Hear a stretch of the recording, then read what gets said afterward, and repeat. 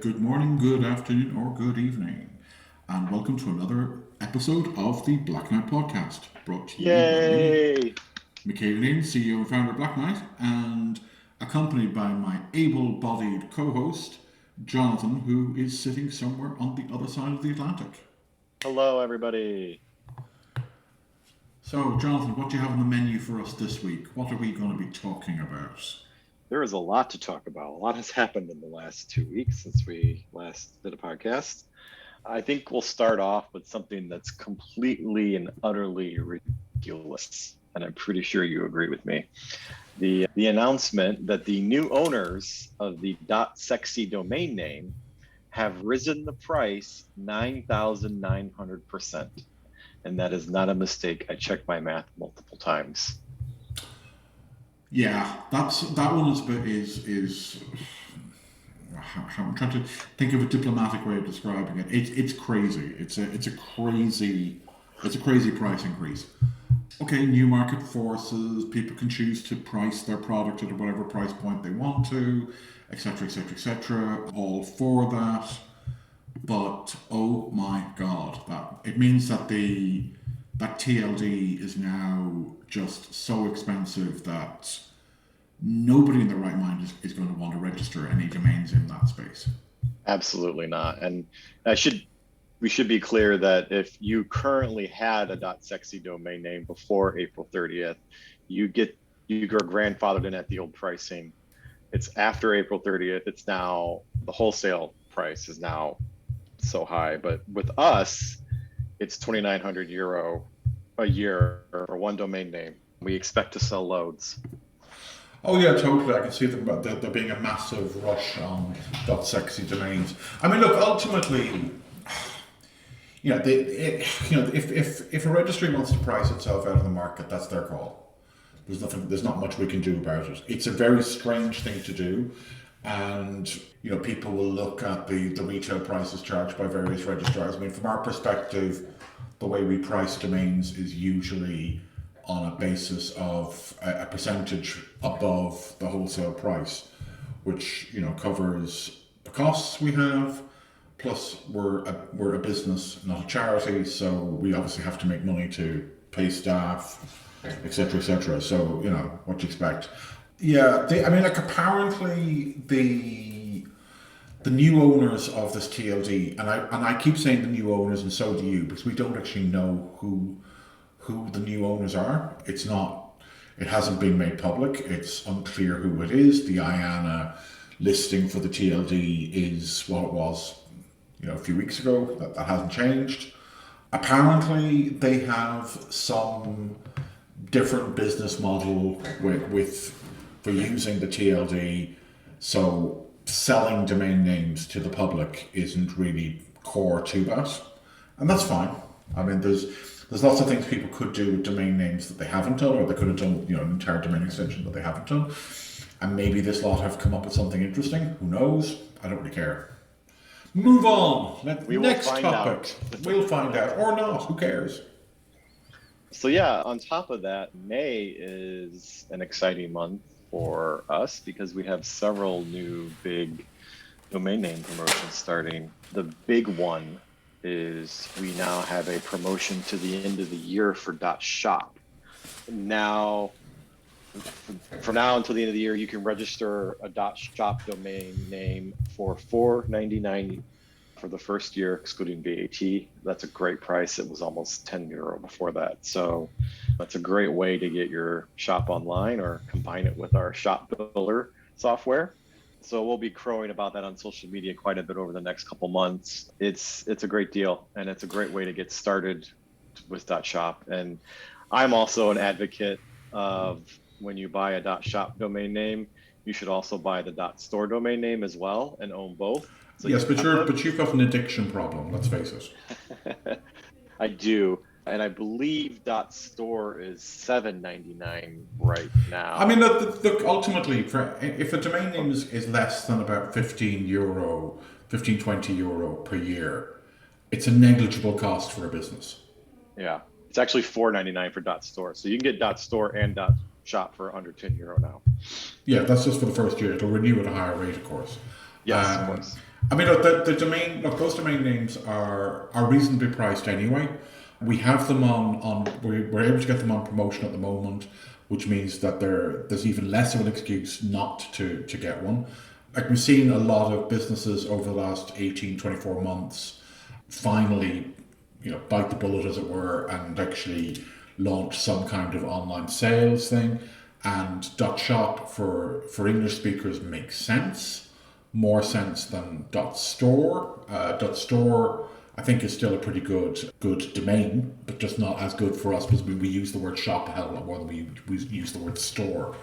But I think, look, ultimately, there's some good. We've always got a few good promotions on domains, and it doesn't matter what domain name you get, just get one that you're happy with. But use your own domain. Stop marketing somebody else's brand.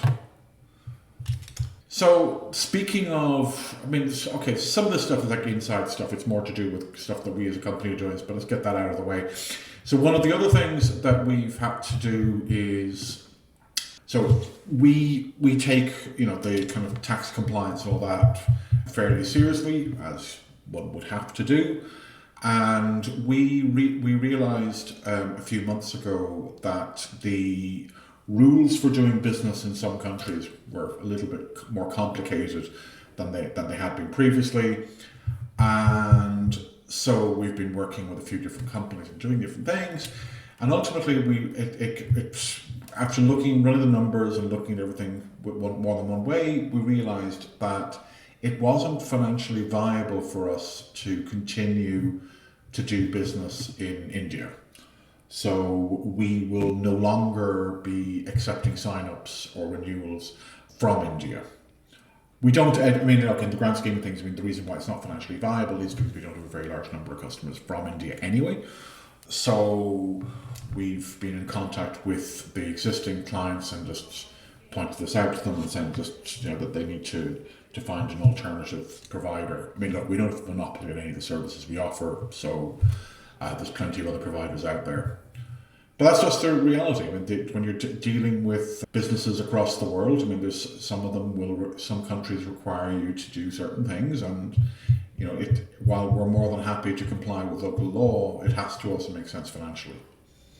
Right, and that's completely understandable. Yeah, I'm not gonna. It's fine. I'm perfectly happy with that. So that's most of the kind of inside Blacknight related stuff. For those of you who are very bored and follow people like me on Twitter, you'll notice I'm back traveling again. I know, Travel Michele is back! Yay! Yeah, Andrew from Domain Name Wire mentioned something about that the other day, which I thought was rather amusing. So I've been away a couple of times over the last couple of weeks. I was over in Germany and in Poland. Last weekend I was in Norway. I like music and I like going to concerts, and I decided that I was going to go to a bunch of concerts. Why not? So that's what I was doing. But this week I'm traveling for work, and I'll be traveling for work next week as well. So this week I'll be in Brussels, and next week I'm in Paris. Ooh, how exciting. Brussels is a weird one. the upside to this is, I get to see a few people, all that, which is kind of nice, but I also get to replenish my my bar, my home bar. Duty free for the win. Well, it's not duty free because most of the stuff is within the EU, but in Ireland we pay a lot more for alcohol than you do in most European countries. Plus, it's much hard. Certain things are quite hard to get here. You wouldn't find some of the weird and wonderful gins and things like that I can pick up and ship all in my local off license.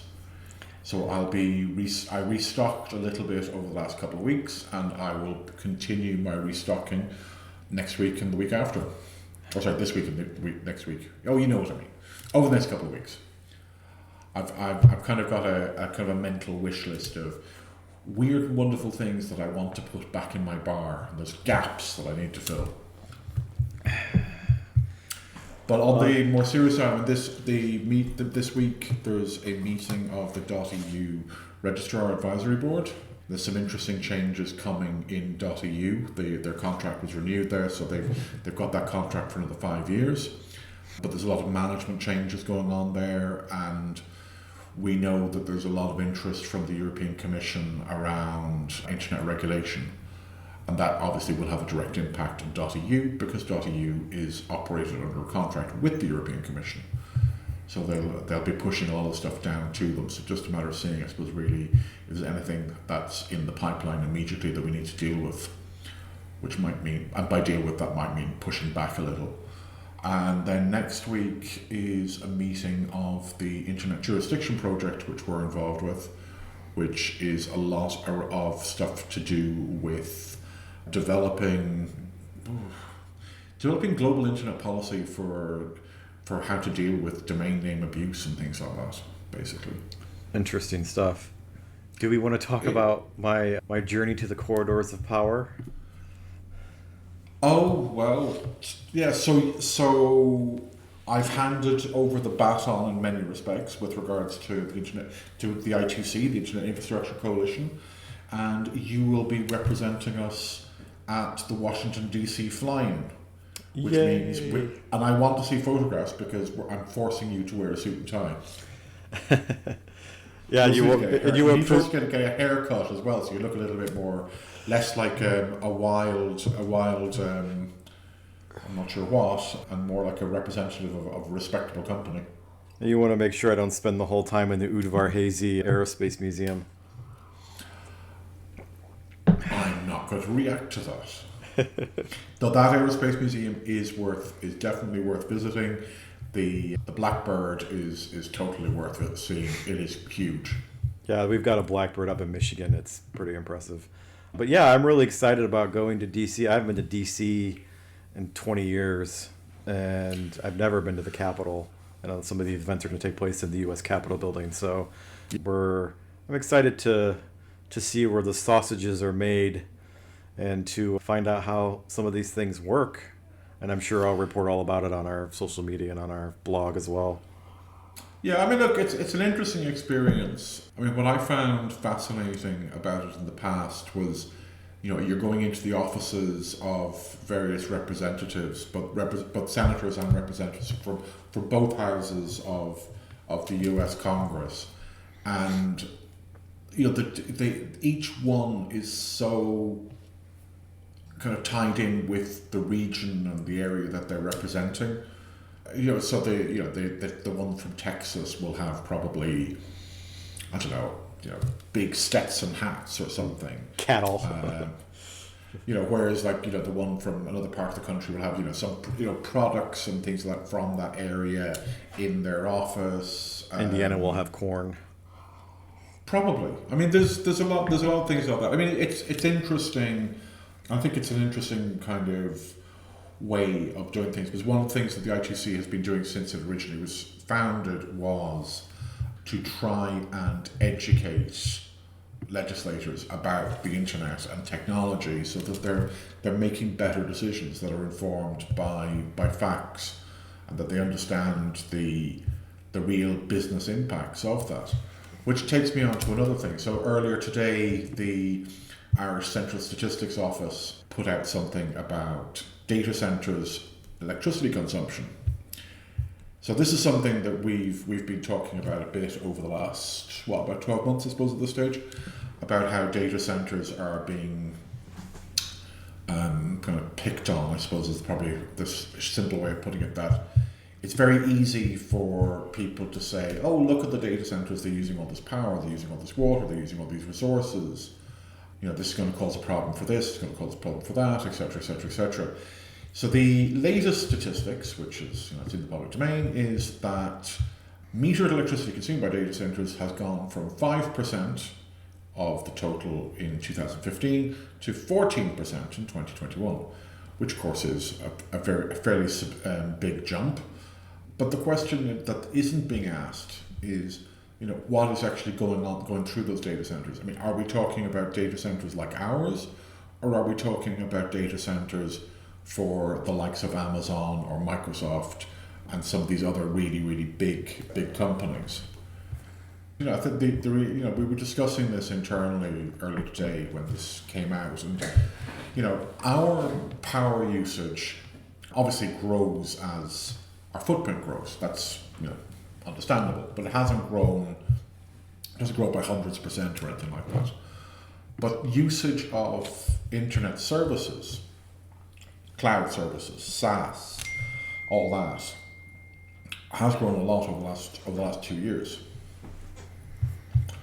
So it'd be interesting to see if there was a breakout of actually which data centers are the ones that are responsible for that growth. But the problem is that what's going to happen now is in the mainstream media, they're just going to be talking about data centers without actually going into that at all. Right, and when you look at these other numbers there, urban and rural dwellings combined use it's like 4 times what data centers use. So, I mean, it's still a small percentage of the overall electricity usage, and think of all those things that the data center is providing to those people who live in those dwellings. So, it's unfair almost to present the data in this way, I think.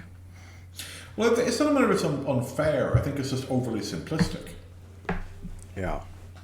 When I saw that coming out earlier today, my immediate reaction was, "Oh, here we go again." Because I knew full well that the anti-data center lobby, and essentially that's what they are, would start trucking out these very simplistic, and I would say overly simplistic, reactions. And sure enough, that's what they've been doing. And I mean, of course they are. The CSO, either intentionally or unintentionally, has made it really easy for them to do that, which is unfortunate. Because the thing is that if the data center power usage has gone up, yes, but a lot of other things have changed. I mean, there's not as many people have been commuting to work over the last couple of years. So they've been working remotely. So they've been using tools like Zoom, which we're using to record this on. So that's having an impact on data center usage.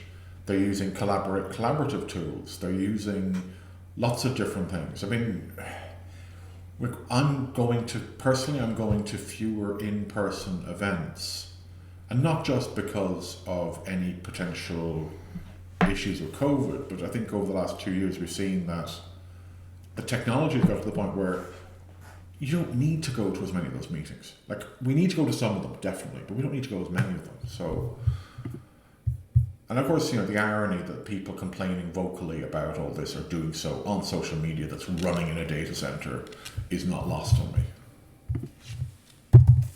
But, I suspect this is going to be one of those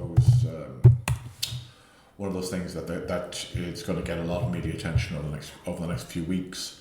I think you mentioned there was something coming out in Politico, but I haven't seen it yet. Yeah, I haven't seen it yet either. It hasn't come across the email list either, but they'll probably talk about it on Thursday when we have our call. But, we're a part of this alliance of data centers who are voluntarily trying to be as green as possible and to reduce their power consumption and all that. And one of my key takeaways from a recent conversation we had is that they're getting a lot of pushback from the media that's very hostile, that's coming from the perspective that all data centers are bad. And it's really frustrating because they're not. I mean, data centers are literally the plumbing that provide modern life, and to just dismiss them as a net bad altogether is unfair. And there are a lot of people, not just us, but within the infrastructure community and the data center community, trying to run these data centers as efficiently and as cheaply as possible, and to not overuse energy and to be green. And while we're being pilloried for our usage, we're actually working very hard to reduce it and to make it better, and we're not getting credit for that, and it's kind of frustrating. Yeah, I mean, look, it's not a case of just simply giving us credit. I mean, it's really a case of, I think the conversation around it is very, it oversimplifies, and it works on the basis of, oh look, they're using resources, no consideration as to what those resources are actually being used for, like why data centers have grown. And there's also this thing as well from a lot of them where they kind of feel that it's, you know, the not in my backyard lobby. Yeah. Like, oh, we've got enough data centers, you should put them somewhere else. It's like, well, how does that solve anything? Like the companies involved in the alliance have made a lot of commitments about electricity, about environmental impact overall, about adopting practices so that everything within the data center's operations, and that goes from, you know, your desks all the way through, is, you know, as sustainable as possible and have as low an impact as possible. I mean, if I look at the way that, you know, we use equipment, like we all switched to virtualization for a lot of stuff, you know, a few years back. And it's not simply because of the technical side of it. It's also because, you know, it was more efficient. And, you know, efficiency and costs for a data center operator, they go hand in hand. I mean, reducing your power costs reduces your overall costs, which increases your margins. I mean, and ultimately, as capitalist swine, that's what we're all about. Yeah, and I've noticed in the string of conversation that around this, that there's a whole segment of very loud people who are against the idea of capitalist data centers altogether, and we can't really argue with them. Well, they make certain broad sweeping statements that are kind of, there's a kind of a teeny weeny nugget of truth in there somewhere. It's a bit like saying, well, a car could kill a person, therefore cars kill people, therefore cars are evil. Yeah. Or, I don't know, it's just, I mean, lots of this kind of stuff where it's just kind of, yes, it is factually correct to say that cars kill people. You can't say that they don't kill people. What you need to say is that not everybody kills people with cars, and, you know, it's a tiny percent. I mean, you know, there's so much more to that. I mean, looking at this year, you know, one tweet from one particular crowd, like, oh, this is completely unsustainable and could cause blackouts for ordinary people and businesses. Not to mention missing our climate targets. But here's the other thing, is that the actual part of the climate target stuff will mean that homes will use more electricity. Because they're pushing for these electric pump things, which I don't really understand, to be perfectly honest. My house being of a particular age and everything else, I've managed to do a certain amount of retrofitting and all that, but there's certain things I can't really do. But anyway, that's fine. I'm not going to get sucked into it. I'm going to take a deep breath. What else can we get upset about? Elon Musk and Twitter. Yes. So when we last spoke, he had made the offer, and it was sort of, the narrative seemed to be that Twitter was going to reject it. And then they turned around and said, please, Elon, give us a big $44 billion hug. And Elon said, okay.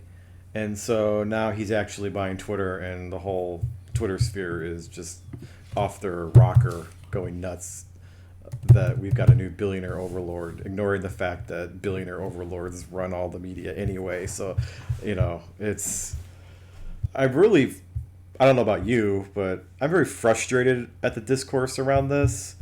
I think there's a lot of hyperbole and a lot of... Well, it's clickbait. There's a lot of clickbait headlines. There's Yeah. a lot of quote-unquote hot takes. I mean, yeah, you're right. Obviously, rich people own things.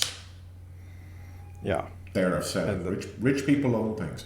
So that's obviously, you know, that's not something that's going to change overnight. And you know, people being upset about a rich person buying something is a bit ridiculous. However, that's not the real core of the issue. This is the issue that people have with, they're just not doing a very good job of articulating it, is that Musk has a habit of tweeting his, well, I wouldn't say his every thought, but he has a habit of tweeting out a lot of his thoughts. and using Twitter as a platform. Bludgeon. Sorry? As a bludgeon? No, I was just going to say using it as a platform in a particular way. Now, his understanding of free speech and his understanding of a lot of these things is ridiculously bad.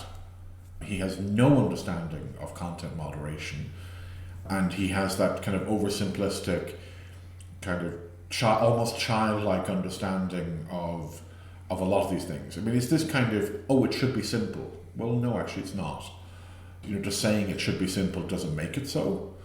And this kind of, provocative, childish type thing, which just intentionally misinterprets what people are saying. I mean, one thing here is that there's extreme antibody reaction from those who fear free speech says it all. I think that's his takeaway. It's not. I don't think it is. I think that's just him being more just trolling the internet, which he does do. I mean, did a series of tweets there.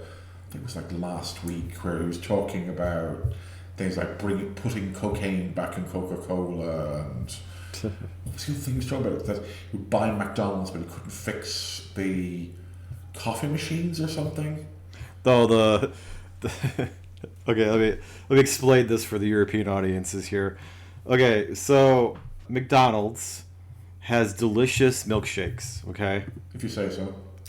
And there are better milkshakes. I don't eat at McDonald's. It's garbage food, but their milkshakes are known to be delicious, okay? But usually about 1/3 of the time when you go to order a milkshake at McDonald's, their milkshake machine is broken. And so actually someone went to the trouble of making a nationwide map that tracks the broken milkshake machines. And so the joke is that he's going to fix all the milkshake machines at McDonald's. That's the joke. Oh, okay. Because the thing for us, I mean, over here, we obviously have McDonald's, but I think people over here are more fixated with Krispy Kreme donuts for some stupid reason. So the fact that Krispy Kreme donuts are now available in, and I can't remember which shop it is now. This just shows how little attention I was paying to it. That had a lot of people super excited. Not me personally. I mean, sure, if you put a donut in front of me, I will probably eat it. But Civilization has finally come to Ireland. You have Krispy Kreme. Oh no, we've had Krispy Kreme for a while. I mean, this calls Let's come to Carlo. Sort of. I don't know. It's just weird. But yeah, so yeah, I just had a thought here of like, basically him buying Twitter is a $44 billion troll. Is this the most expensive troll meme ever created? That he's putting $44 billion here, and to be clear, the deal hasn't even gone through yet. No, and it could fall apart still, but it could fall. I mean, this is the bit that I find hilarious, is this entire thing about people saying, oh, you need to do this and you need to back up that and delete the other and blah blah blah. I mean, a deal of that size is going to take months to go through, especially if the FTC gets involved. Sure, but it's no matter who's involved and who's not involved. It's not a deal that gets done overnight. It takes months to finalize these things. Is there anything post Musk takeover that would force you to quit using Twitter? If he goes down the route of this user verification rubbish, yes. I think my red line is if he lets Trump back on. I can block Trump and I can ignore Trump. Well, it's not. Yeah, that's easy to do, but it's more about the damage it will do to the wider sure, but that's political not discourse. That's not some.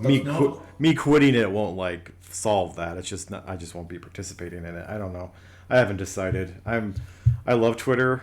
Unfortunately, it's done a lot of good for me in my life.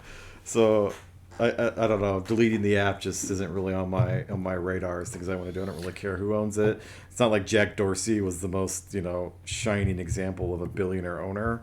And I don't want to sound like Paul over here, our lovely CTO, but I actually have a lot of respect and admire Elon Musk. And I know you're not supposed to say that right now, but he's done some pretty amazing things. Is Twitter going to be one of them? I don't know. I'm definitely not a fan. I know, it's okay. Um, Show me on the dolly where Elon Musk hurt you. Shut up. No, I mean the problem I have with, I mean, I have lots of problems with him. I mean the kind of things that if he was to push for, that I would have huge problems with, would be forcing verification of all users. That's hugely problematic, and that would negatively impact a lot of people. And also as well, like if just kind of randomly introducing like an edit button, I think could also have a massive impact. I mean, it's not that it's impossible to do it, but I've kind of reached the point now where I actually think that button is not necessary at all. I mean, there's more harm can be done with one than without. Yeah, and we talked about this a few weeks ago, and I think we're on the same page. I think it's not onerous to delete a tweet and redo it. No. It's just inconvenient. No, it's inconvenient, and that's fine. It's a lot more worrying, the idea that somebody could post something and then edit their tweet to be the exact opposite, and for that to be there. That's so problematic for so many reasons, and of course it's the kind of, it would immediately be abused. Yeah, Because exactly. And people will abuse it on purpose too, just to prove a point. Oh, of course they will. I mean, this is the problem with human beings. We are horrible. We're terrible. And the other bit of news which came out just before we started recording this today, and we're recording this, it's 3rd of May, it's Tuesday, after a long weekend here in Ireland, and not a long weekend in the US. I'm sorry. Yeah, I was at work yesterday all by myself. I noticed. I saw you screaming into the void, you poor little thing.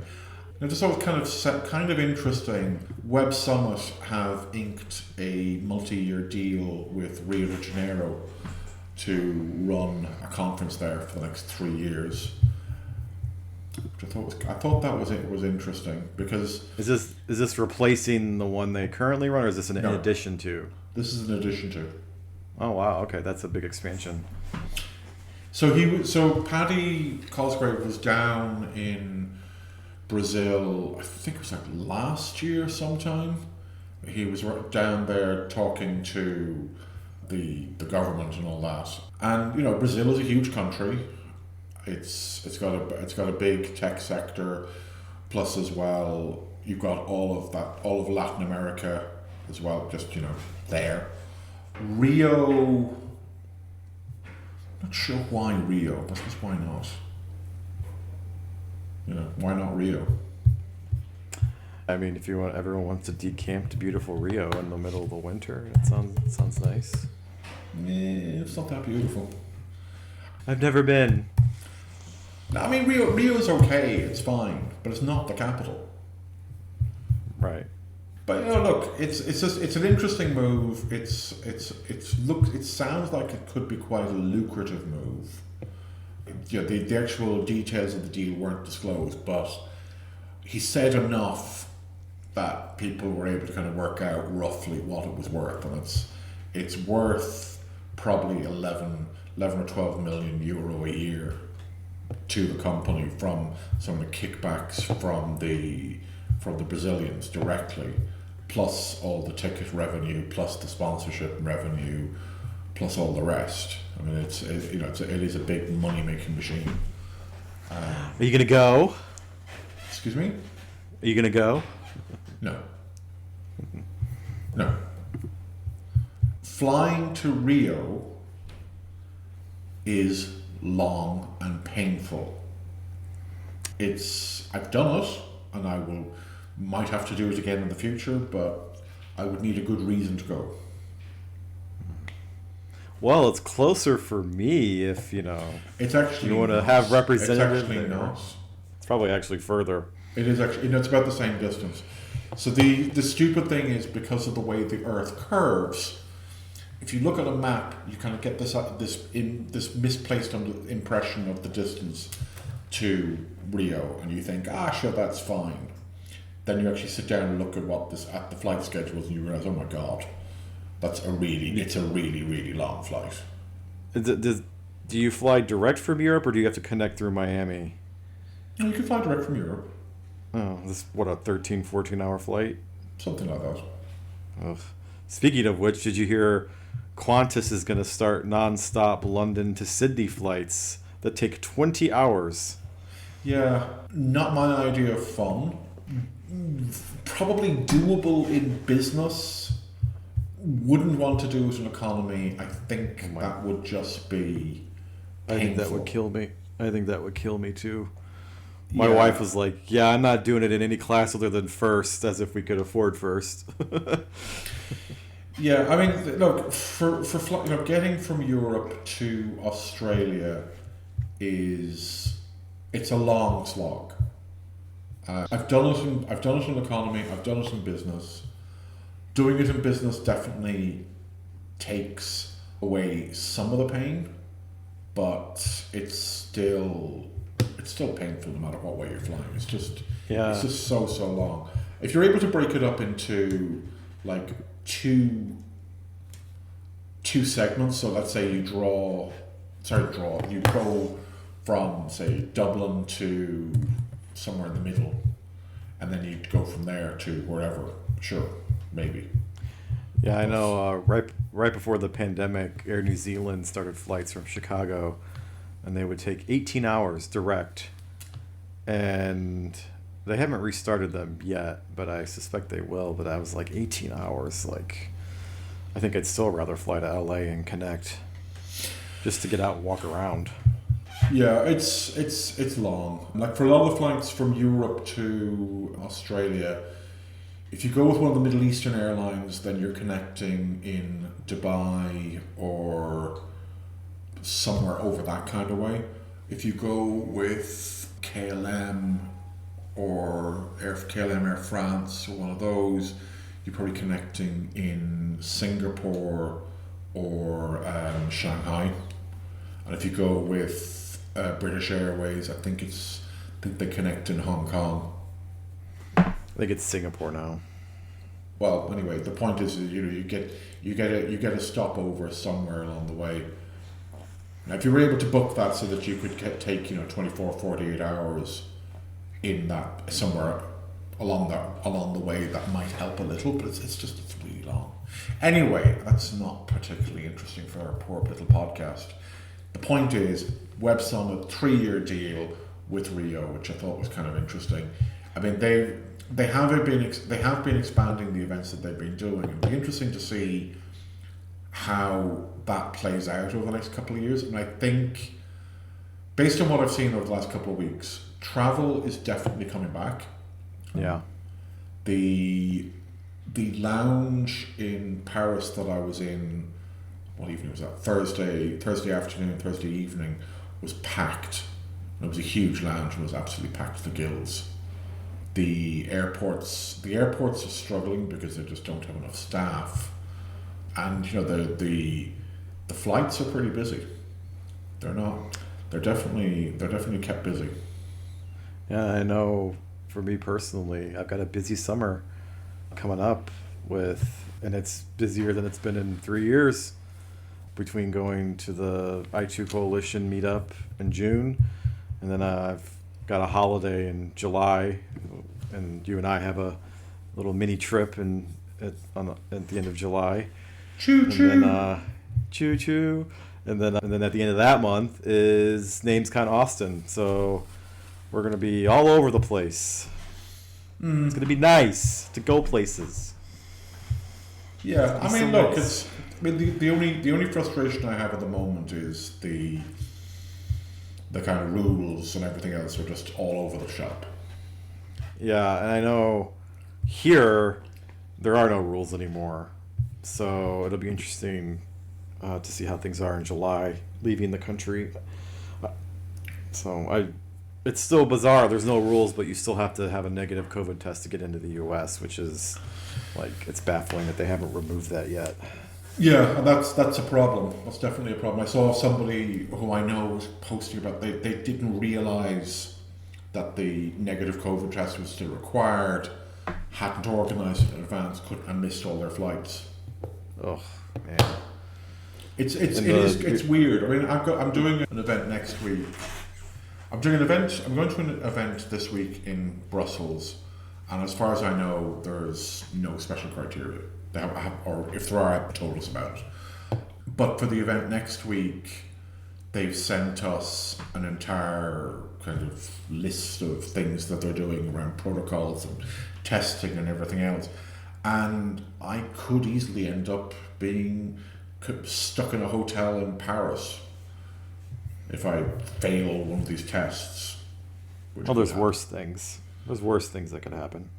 That's true. But sure, look, we'll see. Especially if you have a nice view. I found this on the web. I love the way our phones just start doing things randomly these days without being asked. Yeah. And they think they're being helpful. Okay, so I think we've covered a few interesting topics and a few not so interesting topics. So until next time, ciao. Thank you, everybody. Have a great day. Bye-bye.